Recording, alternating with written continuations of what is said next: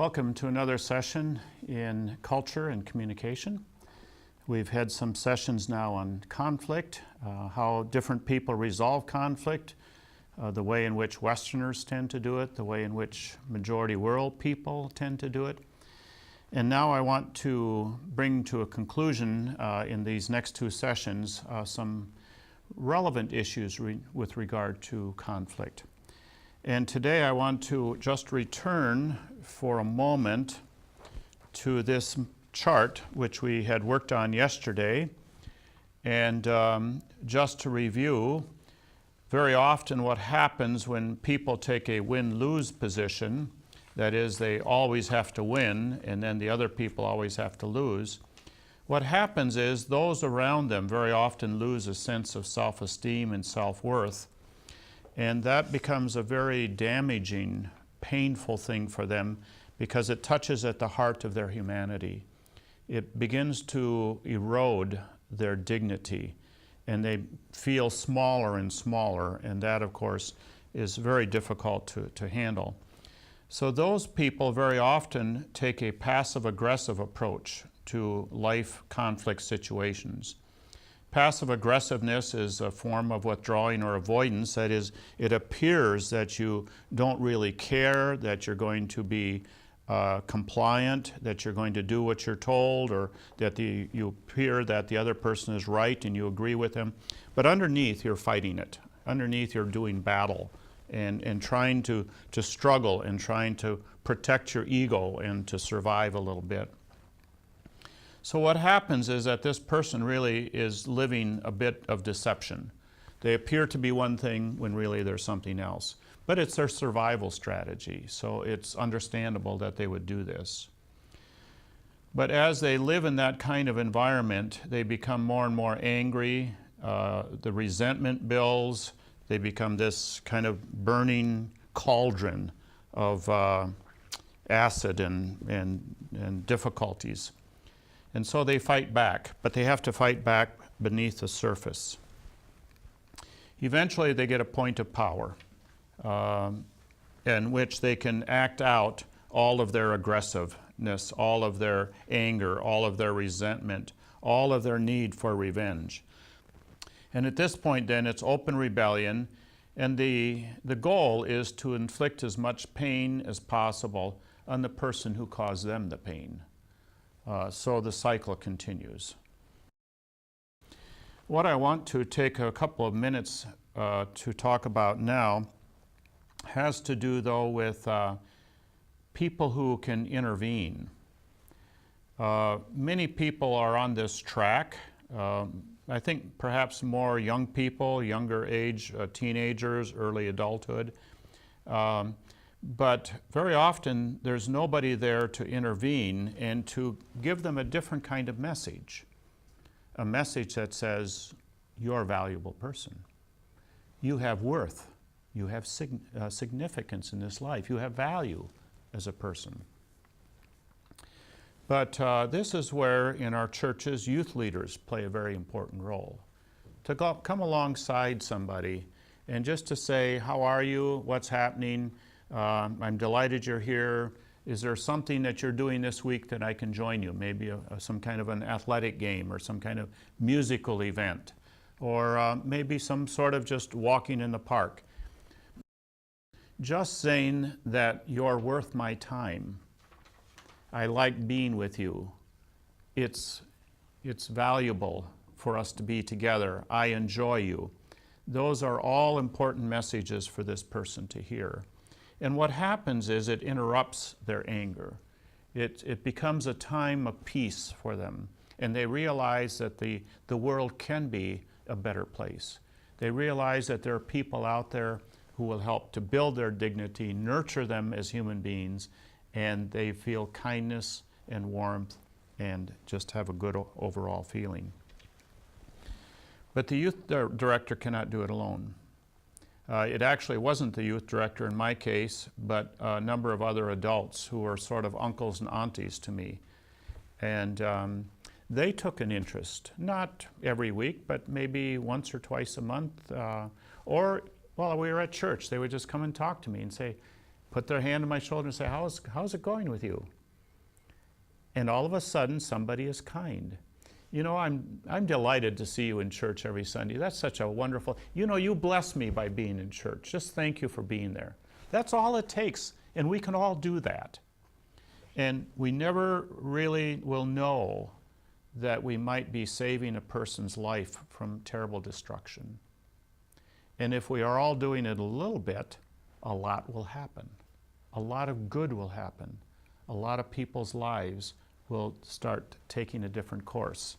So instead of following through on the rebellion, we now begin to feel wholeness and healing. And we then are better able to build a relationship with another person. We're better able to build a marriage that will be peaceful, calm, healthy, whole.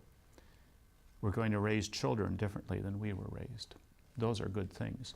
And so these little acts of kindness, when we all engage in them, will accumulate to an enormous good for other people, for the kingdom of God. Any comments on this before I move on? Because I want to talk now about forgiveness for a few minutes.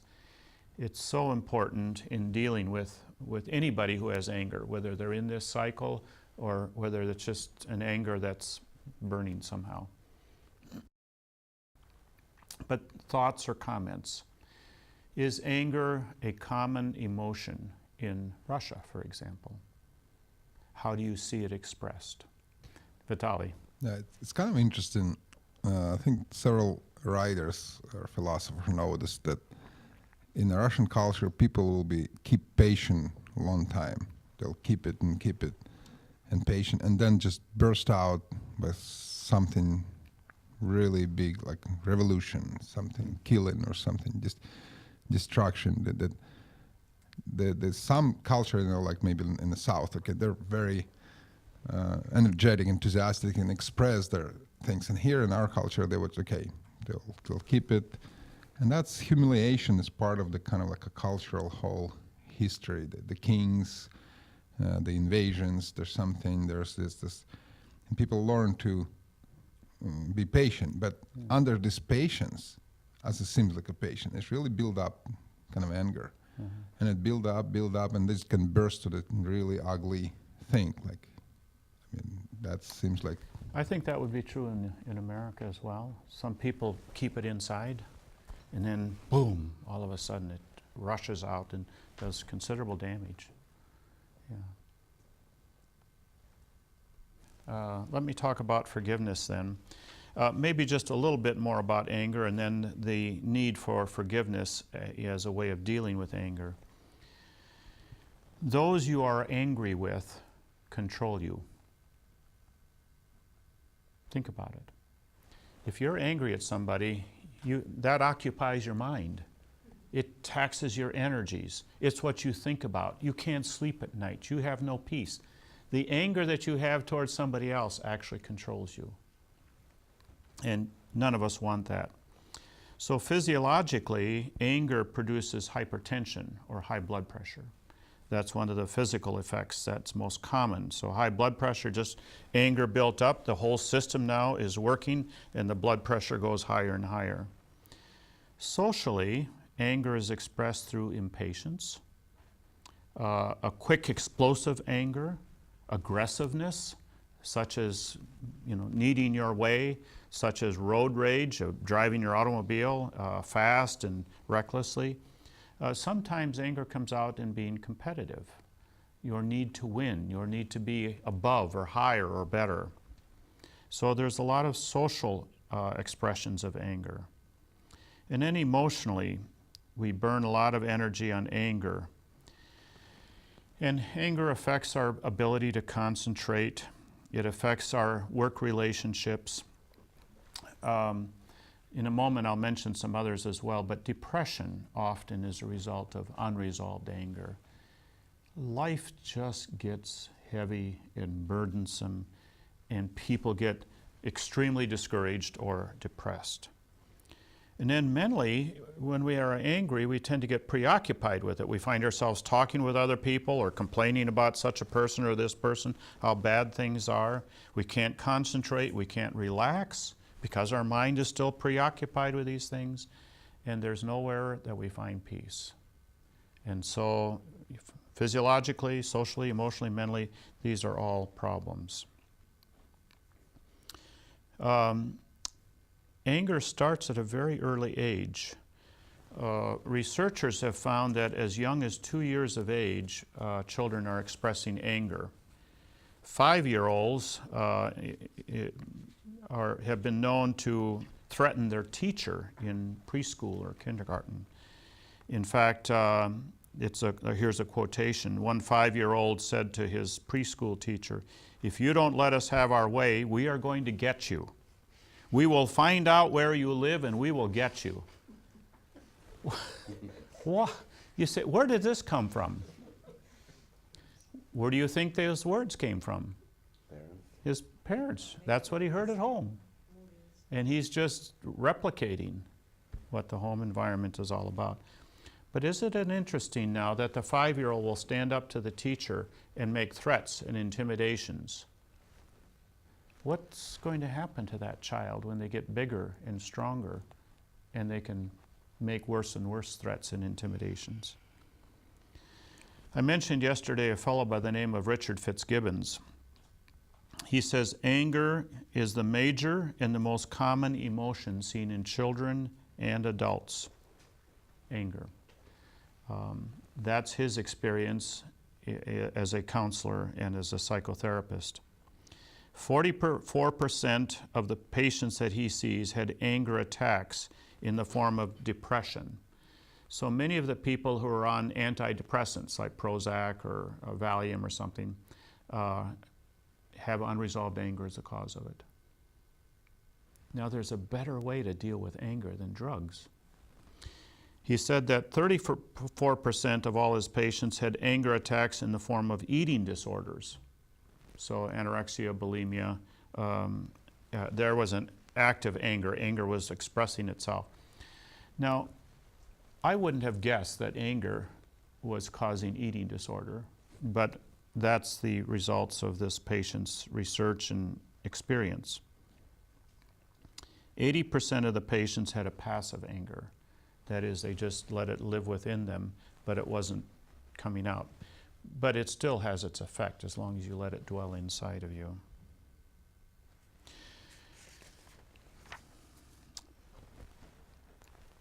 Fitzgibbons then, as I noted before, said the only way of dealing with anger in a permanent way, the only antidote to anger is forgiveness. So he says that forgiveness then is the major way, the only effective way of dealing with anger. Where some of this early research came out was in the prisons in America. And in the prisons, they were doing anger management workshops, how to control your anger, how to manage it. But they found out that something in the vicinity of 90% of the people who had anger management workshops and then were released eventually, 90% came back into prison. So maybe not, and yet almost all of them were there because of anger. Anger was a driving motivation, usually antisocial behavior as a result of anger towards parents or towards the police or towards society or government or some institution, whatever. But anger drove almost all of the prisoners, was the motivation for their being there. A fellow by the name of Robert Enright, he's actually an evangelical believer. He's a wonderful fellow. He teaches at the University of Wisconsin-Madison, which is near where I grew up in Wisconsin. In the educational psychology department, he has about a dozen PhD students, and most of them are dedicated to researching this issue of anger and forgiveness. Enright conducts forgiveness workshops in prisons. And it's interesting, the recidivism rate, the return rate of prisoners after they've had forgiveness workshops and been released is something like 23%. It really works. To forgive, effectively forgive, and to live in forgiveness really takes care of the anger, and it allows you to live at peace with yourself, your family, your friends, with society. And you're now a free person. You're free because you've released the anger, but you're also free because you're out of jail, out of prison.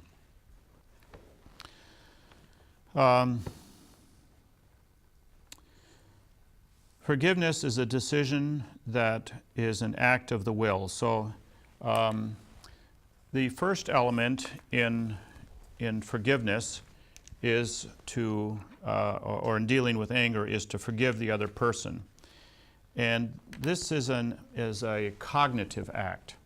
It's a mental decision to forgive. It involves the will. It's a volitional choice. I forgive you for what you did to me, or what I felt you did to me.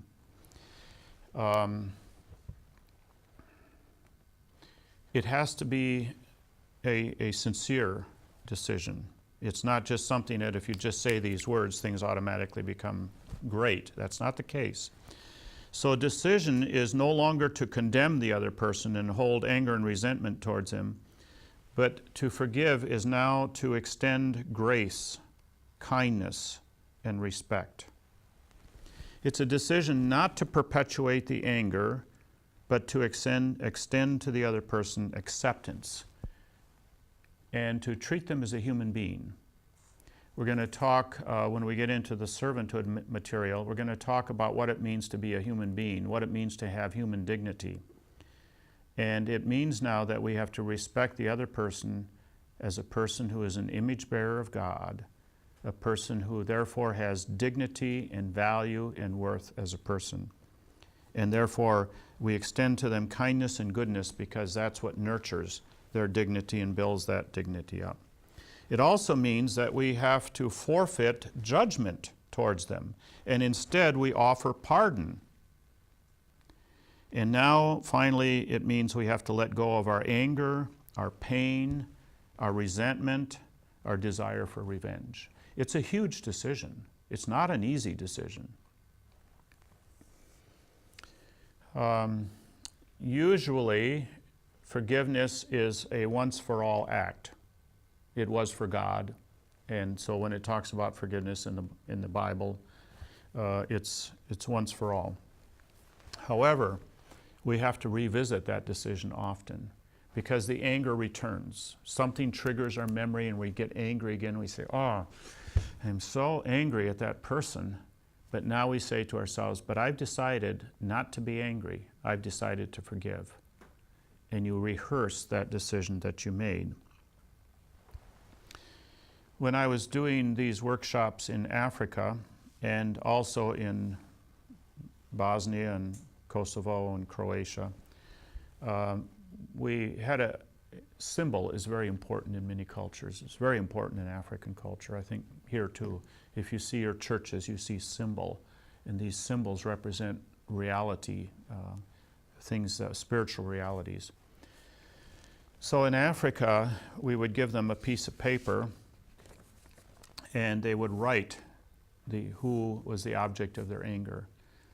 And particularly in places like Liberia and Croatia, they would have some terrible, extremely horrible things that have happened to them. Some things that you could hardly talk about, but they would write them down. They had a chance to share them with others in a small group. Sometimes you'd hear them going, and they were rehearsing something. And some of the stories I heard, I can't even tell you. Then, when it came time to forgive the people who hurt them, we gave them a match. And they took that paper, and they went over, and there was a cross there, and beneath the cross was a place where they could light the paper and burn it and drop it there in front of the cross. It was a very solemn time. Some of them held on to the paper so long their fingers got burned. That is, it's hard to forgive, okay? It's just hard. In Croatia, someone found a rather large cross and maybe as high as this ceiling, and so we gave them little stick pins, and they put their paper and they gave it to Jesus. Their pain. Jesus bore our pain. He suffered for our iniquities, and we give them back to him now. He takes care of it. So this is a mental act. It's a choice of the will, and we may have to return to it often. It doesn't mean that you're doing forgiveness poorly. It just means we're human beings, and it means that these things are very, very painful things, that they are not going to go away quickly. So the first is a cognitive decision. The second has to do with the affective part, or the emotional part of who we are. Our emotions take the longest to heal. It's the hardest part of forgiveness because emotions touch the very deepest part of us, and it's that deep part of us is where the pain lingers and remains the longest. There are some people who can forgive instantly. That's never been my case. Forgiveness has always been a long, difficult process. But some people, I remember, I've heard some stories, read some stories actually, where somebody stole a child and killed a child, and the parents forgave and immediately had this outpouring of love for the murderer, and went to prison to visit him, and actually witnessed to him and shared the gospel with him, with that person. That's not me, but I think that's wonderful when that happens. It's nice that when God forgives us, he takes our sins and trespasses and removes them from us as far as the east is from the west. He puts them in the deepest part of the sea where no one can find them, and he puts them in another place, literally in between his shoulder blades. It's the one place where you cannot ever see. You can't see your shoulder blades. So God does that for our sins. And in his pardon, he immediately offers to us love and embrace and care, and we are assured of his forgiveness, his eternal forgiveness. It's a wonderful thing God has done for us in forgiving us our sins and in the pain that we caused him, the pain of the cross because of our sins, see, a human life, or God-human life. So what it does not mean, what this forgiveness does not mean emotionally, it doesn't mean that we forget that it ever happened. The human body isn't wired that way. But it does mean that we choose not to dwell on the negative events. We choose not to dwell on the painful experience. In Liberia, one fellow spoke up. There were 500 people in that conference. It was just huge. But one fellow spoke up in the group that I was with, and he said, we must forgive and forget. Another fellow spoke up and he says, I can forgive, but I cannot forget. And then there was more silence. It was a very solemn, somber time.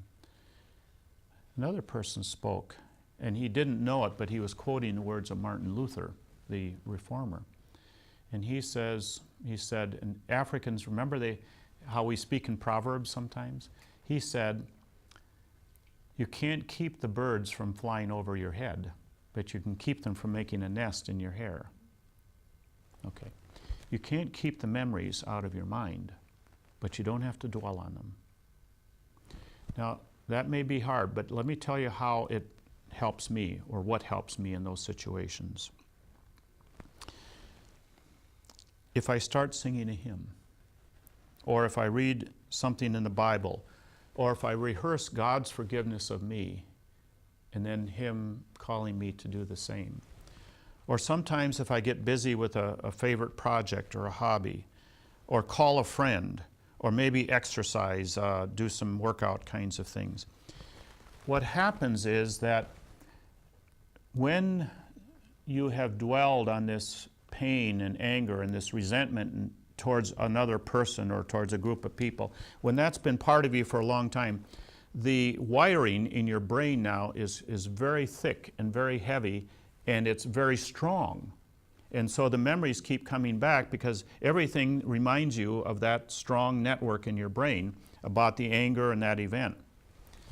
Now, what you have to have, what you need to happen then, or what needs to happen then is that if you interrupt those thoughts, those negative thoughts, the thoughts of anger and revenge and the desire to get even somehow, when you interrupt that, eventually you interrupt it quickly, and the brain cells that made that network so strong, they begin to fall away, and that network now becomes weaker and weaker and weaker. And after a while, after a month or 2 months or 3 months, pretty soon you don't think of it, but maybe once a day. After a year, maybe you only think of it once a week. It's when you interrupt those paths that reinforce the network, you interrupt those, that network actually gets weaker, and pretty soon you have victory over it. But you have to be diligent, you have to be quick, you have to do it all of the time. The brain is a wonderful thing, but we can control the brain. We can actually, anyway, there's wonderful things about how people learn in the brain, but that's another time. So when that anger returns, when the emotional hurt surfaces again, you just remind yourself, I've forgiven that person, and then you automatically do something that will take your mind away from it, and pretty soon the thoughts will not return so quickly. So there's the cognitive part, the mind, which is the choice to forgive. There's the emotional part, which is the most deeply affected, and it takes the longest to recover. But as we practice our decision to forgive and refuse to dwell on the negative thoughts, on the pain, it gets better. Sometimes God does it quickly, sometimes He does it over time. Now there's a behavioral dimension, how our behaviors are affected here. TVS is a nonprofit project. Our joint effort will bring about the common purpose of making Christian education available around the world and developing good Christian servant leaders. You have a unique opportunity to partner in this effort through your prayer and/or financial support of TVS Ministry. For more information, please visit www.tvseminary.com. And what I want to do here is to just draw a little bit of a graph. We start out with negative thoughts, negative emotions, desire for revenge, etc. And then I think we move into a neutral zone where we no longer desire revenge. It would be nice if somebody did it, but we no longer desire revenge ourselves. And but we can't do good towards them because it's just too much for us right now. The emotional pain is still so harsh. So we end up to neutral, but we stop. The first thing we have to do after we forgive is we have to stop the negative behaviors. And at that point, sometimes the best we can do is just to be neutral. Neither do good nor bad. Neither think good but not think bad. Just take a little time to heal. That seems to be what happens with most of us. And from there then, we move into small steps of kindness.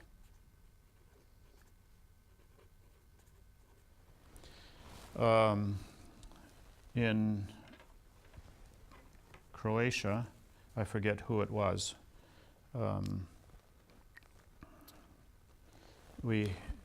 somebody had told a lie about a person, and as a result, the police came and took the house away from that family. The family who told the lie got the house. And it looks like they're going to keep it now, even after the war and everything. So this family had to forgive. They probably weren't going to get the house back, so they had to forgive. And they went into this neutral part, and then at a certain time, for some it might be several weeks, for some it might be several months, then the woman who was kicked out of her house took some cookies over to the woman who was part of the lie and gave her some cookies. A small act of kindness. And the beginning of healing. Now, I don't know what happened after this. But then, so now you begin the process of healing. And then from here, you go to what I would call a civil relationship. That is where you can greet each other, you can spend a little time talking. You may not ever become best friends, okay? That's all right. But now you're at least openly kind to each other. You're not doing evil things or bad things. Eventually, it would be nice if there was a possibility that you would be friends, but that's not required. Sometimes where there's been abuse in the family, you don't want to be friends because the abuse may continue then. So that would be unwise. Now, a couple more comments, and then we'll be finished with this session. Desmond Tutu quoted a proverb. He was a South African bishop of the Anglican Church. He says, "A person is a person through other people. Only when we are in community are we whole people. Only when we are in forgiving, healing, reconciling relationships can we become whole people. When we are alienated from our brothers and sisters in some way, we become fractured ourselves. There's something missing. There's something that's not functional within ourselves." I think he was wise. Now, forgiveness is not an anti-anger pill. You don't forgive and immediately. So anger has to be dealt with, for most of us, over time. Forgiveness is not blind to justice. So a group of prisoners forgive. You don't open their jail cells and say, "Yes, fine, be gone, everything will be." No. Justice still prevails, and sometimes compensation is required. I'm dealing with an organization and a family right now where it's gotten very sticky, but at this point, compensation seems to be one of the sticky points. But very often that has to be negotiated. So if the other couple who lied and took the house, if they in some way became convicted, they should have to compensate or give the house back if they wanted to make things right. Forgiveness is not reconciliation, but it may lead to reconciliation if the conditions are right. Forgiveness is not an act of weakness or giving in. It's an act of enormous strength, enormous discipline, enormous courage. You don't forgive somebody who did something wrong if you're weak. You hold on to the anger if you're weak. If you're strong and courageous, you forgive. In individuals, families, tribes, nations, it is important to break the pattern of refusing to forgive and fostering anger, promoting pain, because the next generation needs you and me to forgive, because it is within our power and it is wise to reconcile with our enemies. It's what God did to us. We were His enemies. He chose to reconcile. Our own healing is transferable to others and to our children. And it promotes wholeness in our children and our children's children and their children.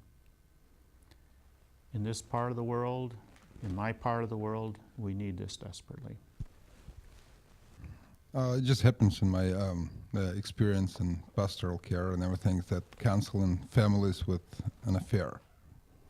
That happens. Oh, yeah. So that's probably one of the hardest part, because you said they might never become friends, while kind of church called the people, if they forgive each other, there's not just become friends, they have to become husband and wife or lovers or something. This seems like some of the hardest or deepest act of forgiveness you have to happen. You can forgive and live away from, but you forgive and live with this person.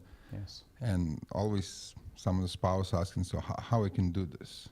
So it's easier, like you said, forgive the neighbors. You don't. But is any kind of advices in this area? Well, you're absolutely right, of course, that if one forgives, it opens the door for friendship. Forgiveness is also a two-way street. The one spouse has to forgive for betraying the other has to forgive that person for the betrayal, and say, I accept your forgiveness, and I think that usually it has to be given time. We've known some couples where there was that betrayal and they couldn't manage a future together. And that is sad. But we've known others who have had good futures together. And it does take time, and in some sense it seems to me that they have to live separately for a while and then go back and to restore to see if the basic elements of friendship are possible. And if friendship is possible, then can we be best friends? Can we trust each other? See, what happens in betrayal, for me, it's the ultimate act of a violation of trust, is a betrayal between a husband and wife. That's the ultimate violation of trust. So the question now is, what will rebuild trust? Where do we start in the rebuilding of trust? What are the steps that have to be done? And it seems to me the one who is betrayed has to be naming some of those steps in order for that person to feel like trust is possible again. So now we go back and we ask, what is the minimal elements of trust? And then what will build more and more trust? And as they move into friendship again, then you ask, is there a possibility of love? A love that will set aside the violation, a love that will not remember it, choose not to remember it. And then you have a potential then of living together as husband and wife. But that trust process usually takes time. And I would say probably not less than 3-4 months, maybe more, of just building trust, not necessarily living together, nothing else. Just coming together to rebuild the trust, spending time. And then as they make progress in that, are you once again best friends so that you trust each other in every circumstance? Now we have the possibility of a full reconciliation to your vows, to your marriage commitment. My thoughts. Anyone else?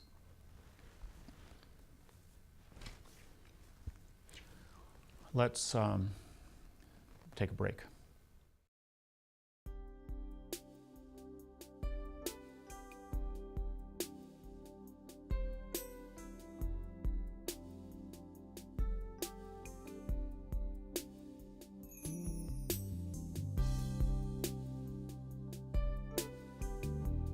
Now he who supplies seed to the sower and bread for food will also supply and increase your store of seed, and will enlarge the harvest of your righteousness. You will be enriched in every way, so that you can be generous on every occasion, and through us, your generosity will result in thanksgiving to God. 2 Corinthians chapter 9, verses 10-11. How to give to TVS Ministry. You may give online at efca.org/givenow. In the description place, write Russia Distance Learning, account number 24109-0150. Or make checks out to EFCA.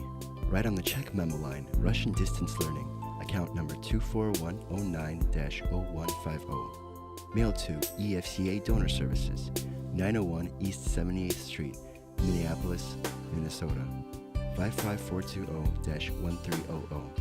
Or send your gift through PayPal for tvs.gift@gmail.com.